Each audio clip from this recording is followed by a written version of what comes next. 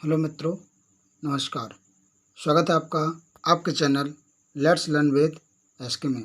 आइए आज हम हिंदी के एक ऐसे टॉपिक के बारे में जानते हैं जिससे कि प्रत्येक एग्जाम में 1 से 2 क्वेश्चन आते ही आते हैं, जिसका नाम है अनेक शब्दों के लिए एक शब्द। अनेक शब्दों के लिए एक शब्द इसका नाम है। चलिए जानते हैं। मैंने बहुत सारे स्लाइड लगा रखी हैं, मगर मैं उन्हीं की बात करूँगा जो एकदम पेपर में आते हैं। तो और आपको मतलब एक छोटा सा सजेशन देना चाहूँगा कि मैंने जो लगाई हुई स्लाइडें हैं तो उसे आप पॉज करके वीडियो को और उसको पढ़ लीजिएगा थोड़ा एक बार बस, मगर मैं उन्हीं पे बात करूँगा जो एकदम पेपर में आती हैं। तो चलिए शुरू करते हैं। आपका पहला है, राजभवन के अंदर महिलाओं का निवास क्या कहलाता है। मान लीजिए कोई भवन है, उसके अंदर महिलाएं जिस जगह रहती है उसे क्या कहते हैं? तो उसे अंतःपुर कहते हैं। क्या कहते हैं? अंतःपुर कहते हैं, या उसको रनिवास भी कहते हैं। क्या कहते हैं? उसको रनिवास भी कहते हैं। याद रखिएगा, अगर अंतःपुर ना आए तो रनिवास भी आ सकता है। अगला देखिए, अगला है आपका, धरती और आकाश के बीच के स्थान क्या कहलाता है? तो ये आपका अंतरिक्ष कहलाता है। क्या कहलाता है? अंतरिक्ष कहलाता है। और अगला देखिए आप, अगला है, गुरु के समीप रहने वाला छात्र। गुरु के समीप रहने वाला छात्र क्या कहलाता है? तो अंतेवासी कहलाता है। क्या कहलाता है? ये अंतेवासी कहलाता है। ठीक है। अगला देखिए, अगला है आपका, मैं उन्हीं की बात कर रहा हूँ जो पेपर में आते हैं, जिसके अंदर या पास ना पहुँचा जा सके। जिसके अंदर या पास ना पहुँचा जा सके उसे कहते हैं अगम। क्या कहते हैं? अगम। अगम माने पहुँचना, जिसके पास ना पहुँचा जा सके उसे अगम कह देंगे। अगला आपका, जिसका ज्ञान इंद्रियों द्वारा ना हो। जिसका ज्ञान इंद्रियों द्वारा ना हो उसे हम कहते हैं अगोचर। किसे कहते हैं? अगोचर। और अगोचर हम लोग कहते किसे हैं? तो अगोचर कहते हैं हम लोग शंकर भगवान को। याद रखिएगा, शंकर भगवान कहते हैं। दूसरा आपका अगला है, दूर तक फैलने वाली अत्यधिक नाशक आग को क्या कहते हैं? वो कहलाती है अग्निकांड। क्या कहलाती है? अग्निकांड। तो मैं फिर 3-4 ठो और आपको बता दे रहा हूँ। जैसे कि समुद्र में लगने वाली आग को क्या कहते हैं? तो बड़वा नल। समुद्र में लगने वाली आग को क्या कहते हैं? तो बड़वा नल। तो ऐसे कैसे याद रखेंगे इसको? समुद्र कैसे होता है? बहुत बड़ा होता है। इसी प्रकार से उस आग को क्या कहेंगे? तो बड़वा नल कहेंगे। क्या कहेंगे उसे? बड़वा नल कहेंगे। ठीक है। और यदि आ जाए कि जंगल में लगने वाली आग को क्या कह देंगे? तो जंगल में लगने वाली आग को कहेंगे दावानल। क्या कहेंगे? दावानल। क्या कहेंगे? दावानल। तो जंगल में ला है और दावा में ला है। याद रखिएगा, हाँ, दावानल। चलिए अगला देखिए, अगला है आपका, जिसका कभी जन्म ना हुआ हो तो वो क्या कहलाएगा? अजन्मा। क्या कहलाएगा? अजन्मा। और जिसका कोई शत्रु पैदा ना हुआ हो तो वो कहलाएगा अजात शत्रु। क्या कहलाएगा? अजात शत्रु। अच्छा, एक और होता है अजान बाहु, जिसकी भुजाएं, भुजाएं मतलब हाथ, जिसकी भुजाएं घुटने तक लंबी हों। जिसकी भुजाएं घुटने तक लंबी हों उसे कहते हैं हम अजान बाहु। क्या कहते हैं?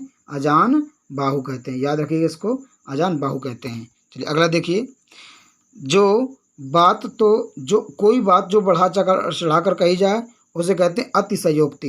अच्छा, इसलिए मैंने इसमें ज़्यादा ऐसा कुछ नहीं है, मगर मैंने इस दिया है क्योंकि ये अतिशयोक्ति लिखना आना चाहिए आपको, क्योंकि कभी कभी क्या होता है वर्तनी में आ जाता है तो अतिशयोक्ति में सा पूरा होता है। याद रखिएगा, ये ध्यान रखिएगा, अतिशयोक्ति में सा पूरा होता है। अगला देखिए, जिसकी थाह का पता ना हो सके, अर्थात जिसको मापा ना जा सके उसे क्या कह देंगे? अथाह कह देंगे। क्या कह देंगे? अथाह कह देंगे। अगला देखिए, जिसके समान कोई दूसरा ना हो उसे कहते हैं अद्वितीय। क्या कहते हैं उसे? अद्वितीय। या जिसकी उपमा ना की जा सके उसे अनुपम कहते हैं। क्या कहते हैं उसे? अनुपम कहते हैं। शायद आपको आगे मिल जाए। क्या कहते हैं? अनुपम कहते हैं। अनुपम या अद्वितीय एक ही चीज़ होता है। अगला देखिए, ये क्वेश्चन बहुत महत्वपूर्ण है। पर्वत के ऊपर की समतल भूमि क्या कहलाती है? तो पर्वत के ऊपर की समतल भूमि कहलाती है आपकी आधिपत्यका। क्या कहलाती है? आधिपत्यका। और पर्वत के पास की भूमि क्या कहलाती है? वो कहलाती है आपकी उपत्यका। क्या कहलाती है? उपत्यका। याद रखिएगा, पर्वत के पास की भूमि आ जाए तो उपत्यका, और पर्वत के ऊपर की भूमि तो आधिपत्यका। ठीक है। चलिए आगे देखते हैं। अगला है आपका, राज्य के प्रधान शासक द्वारा दिया या निकाला गया आधिकारिक आदेश क्या कहलाता है? तो अध्यादेश कहलाता है। क्या कहलाता है? अध्यादेश कहलाता है। अर्थात अगर बात की जाए तो अगर हम संविधान में थोड़ा बात करें तो अध्यादेश का जारी कौन कौन कर सकता है? तो राज्यपाल जारी कर सकता है, हमारे राष्ट्रपति जारी कर सकते हैं। इसी प्रकार से ना कि राज्य के प्रधान मतलब जो जैसे हमारा देश है तो हमारा प्रधान सेनापति, प्रधान मतलब हमारा कौन? राष्ट्रपति हो गया। तो अगर कोई राज्य है तो वहाँ का राज्यपाल प्रधान हो गया। तो उसके द्वारा यदि कोई चीज़ निकाली जाती है उसे कहते हैं अध्यादेश कहते हैं। चलिए अगला देखिए। अगला है आपका जो वचन या वाणी द्वारा कहा ना जा सके, जो वचन या वाणी द्वारा कहा ना जा सके उसे कहते हैं अनिवर्चनीय। क्या कहेंगे उसे? अनिवर्चनीय। चलो अगला देखिए। जिस पर अनुग्रह किया गया हो उसे कहते हैं अनुग्रहित। याद रखिए, इसको अनुग्रहित लिखने का तरीका देख लीजिए। ग्री में ये रिकार वाला री है, ध्यान देगा, री वाला री है ना, कभी भी री ये वाला न लगा दीजिएगा, ठीक है। चलिए आगे देख लिए। अगला है आपका आवश्यकता या उचित मात्रा, आवश्यकता या उचित मात्रा से अधिक धन खर्च करने वाला। जिसे अधिक धन खर्च करेगा उसे कहेंगे अपव्ययी। क्या कहेंगे? अपव्ययी। और जो बहुत कम धन खर्च करता है उसे कहते हैं मितव्ययी। क्या कहेंगे उसे? मितव्ययी। याद हो गया। चलिए अगला देखिए। अगला है आपका जिस पर अभियोग लगाया गया हो। जिस पर अभियोग मतलब मुकदमा जिसे कहते हैं, अर्थात जिस पर अभियोग लगाया गया हो उसे अभियुक्त कहते हैं। क्या कहते हैं? अभियुक्त कहते हैं। अगला देखिए क्या है। चलिए अगला देखिए। अगला है आपका वह जिसका पति परदेश से लौटा हो, वह स्त्री या वह स्त्री जिसका पति परदेश से लौटा हो उसे कहते हैं आगत पतिका। कैसे कहते हैं? आगत पतिका। यदि क्वेश्चन आ जाए कि वह स्त्री जिसका पति, महिला आ जाए, स्त्री ना आ जाए, कोई कहें महिला देख ली, वही महिला या स्त्री जिसका पति बाहर गया हो उसे कहते हैं प्रोषित पतिका। ठीक है, प्रोषित पतिका। चलिए अगला देखिए। अगला है आपका दैव अथवा प्रकृति द्वारा होने वाला दुख। अर्थात जो हमें प्रकृति द्वारा दुख होता है, यदि कोई हानि हो जाती है तो दैव अथवा प्रकृति द्वारा होने वाला दुख क्या कहलाता है? तो अधिदैविक, दैविक से दैव, याद रखिएगा। अगला देखिए। अगला है आपका वह कवि जो तत्काल कविता कर डालता हो। ऐसा कवि जो तत्काल कवि रचना करता है उसे कहते हैं आंसू कवि। क्या कहलाते हैं? आंसू कवि होता है जो क्षण भर में कविता कर देता है, किसी भी घटना को देखकर कविता रच देता है, उसे हम कहते हैं आंसू कवि। अगला देखिए। अगला है आपका पर्वत के पास की भूमि। देखो मैंने बताया था आपको, क्या कहलाती है? उपत्यका कहलाती है। पर्वत के पास की भूमि उपत्यका और पर्वत के ऊपर भूमि अधिपत्यका कहलाती है। याद रखिए इसको, और ये पढ़ लीजिएगा आप थोड़ा थोड़ा मतलब पॉज कर करके, इसलिए मैं धीरे धीरे स्क्रॉल कर रहा हूँ। अगला देखिए। अगला आपका कांटों या बाधाओं से भरा हुआ। कांटों या बाधाओं से भरा हुआ कहलाता है कंटका कीर्ण कहलाता है। क्या कहलाता है? कंटका कीर्ण कहलाता है। और ये आपका यूपी त्रिपल पीटी के एग्जाम में पिछले वर्ष में आया हुआ था।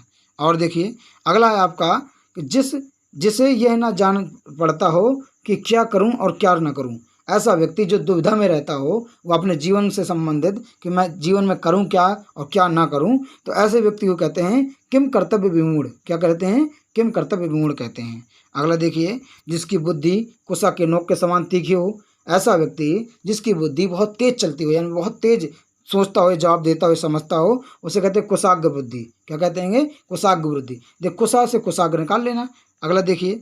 किए हुए उपकार को भूल जाने वाला। ऐसा व्यक्ति, यदि कोई व्यक्ति किसी व्यक्ति के लिए उपकार कर दे और जो व्यक्ति जिसके लिए उपकार किया गया है यदि वो उपकार को ना माने तो उसे कहते हैं कृतघ्न। क्या कहते हैं?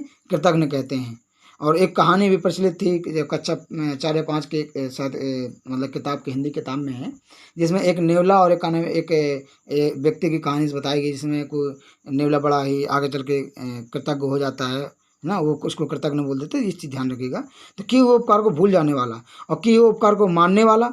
जो मानता है उसे हम कृतज्ञ कहते हैं और जो नहीं मानता उसे हम कृतज्ञ न कहते हैं। चलिए अगला देखिए। अगला आपका किसी काम या व्यक्ति में छिद्रों, त्रुटियों और दोषों को ढूंढने वाला काम, तो उसे क्या कहते हैं? छिद्रान्वेषण कहेंगे। और ऐसा व्यक्ति हो जाएगा जो दूसरों की कमियां ढूंढता है, उसे कहते हैं छिद्रान्वेषी। क्या कहेंगे उसे? छिद्रान्वेषी कहेंगे। चलिए अगला देखिए। अगला आपका किसी को जीतने की चाह। जब किसी की व्यक्ति की जीतने की चाह होती है तो उसे जिगीसा कहते हैं। और यदि आ जाए किसी को जीतने की इच्छा रखने वाला तो हो जाएगा जिगीसु। देखिए ये लिखा भी है, किसी पर विजय पाने की इच्छा रखने वाला तो क्या कहलाएगा? जिगीसु कहलाएगा। अच्छा, और देखिए। अधिक समय तक जीने की इच्छा। जब इच्छा आ जाए तो जिजीविषा आ जाएगी, और अधिक समय तक जीने के इच्छुक, जो इच्छुक आ जाए या इच्छुक रहने वाला आ जाए तो जिजीविषु आ जाएगा। बताइए 4 बातें समझ में आई आपको? तो एक बार दोबारा देखिएगा तो आपको क्लियर हो जाएंगी।